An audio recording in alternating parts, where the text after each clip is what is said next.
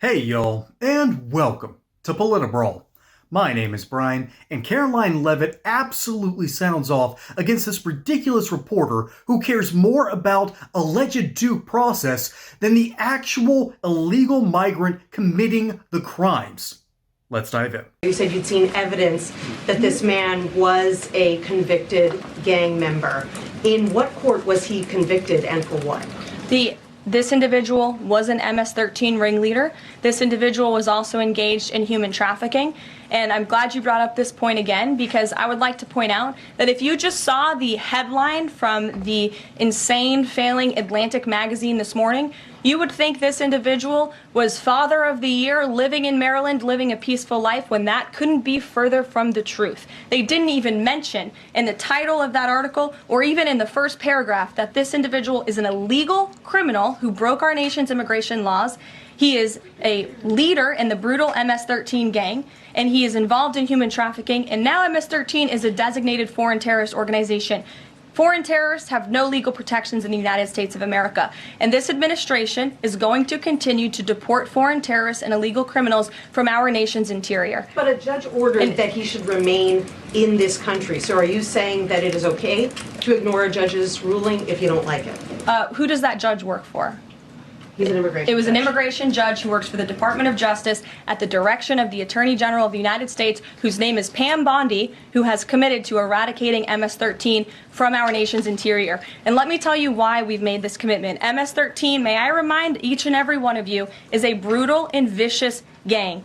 They raped and strangled a 20-year-old autistic woman to death in Maryland. They hacked 4 people to death with machetes in a park on Long Island. They have kidnapped, sexually tortured, and shot a teenage girl in Texas after she insulted them, allegedly. Killed and mutilated a 17-year-old girl in Virginia, stabbing him 16 times and cutting off his hands. They beheaded and cut out the heart of a man in Washington, D.C., They raped and murdered a 13-year-old girl in California. They sex trafficked a slew of young girls, including one who was just 12 years old.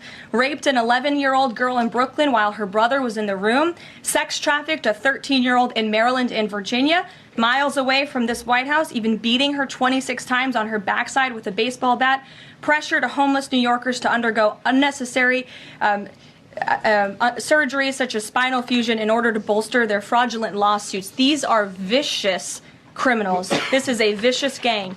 And I wish that the media would spend just a second of the same time you have spent trying to litigate each and every individual of this gang who has been deported from our country as the innocent Americans whose lives have been lost at the hands of these brutal criminals. Y'all, if you aren't disturbed by what you just heard, the litany of crimes that were just listed, or rather allegations.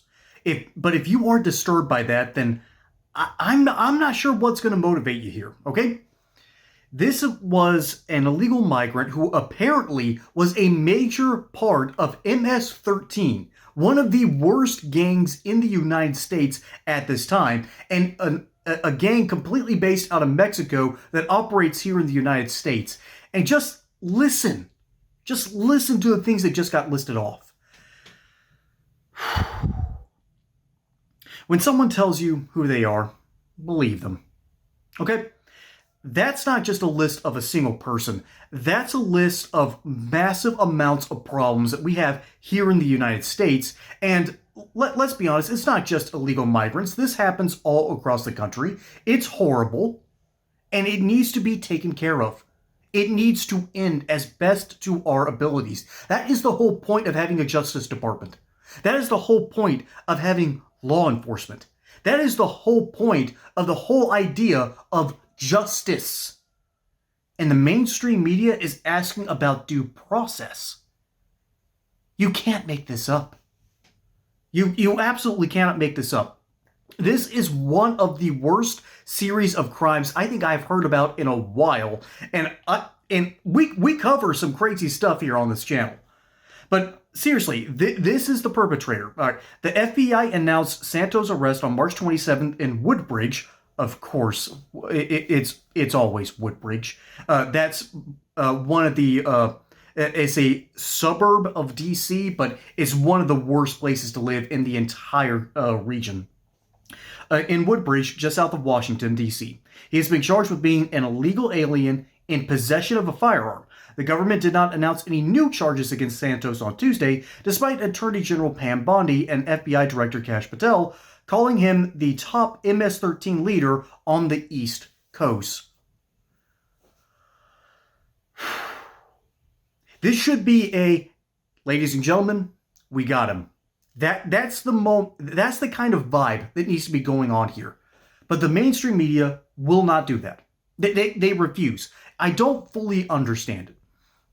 And maybe because there's allegations of not enough due process because of the, of course, Judge Boasberg issues going on, where he issued a verbal order to turn the planes around, even though they were completely peopled with Tren de Aragua gang members and other affiliates that were sent to El Salvador, which, by the way, that's where Santos is from. So, yeah, there's sort of a correlation here that all these violent gang members leaving El Salvador, I wonder if there's a leader down there who is actually taking care of the crime problem.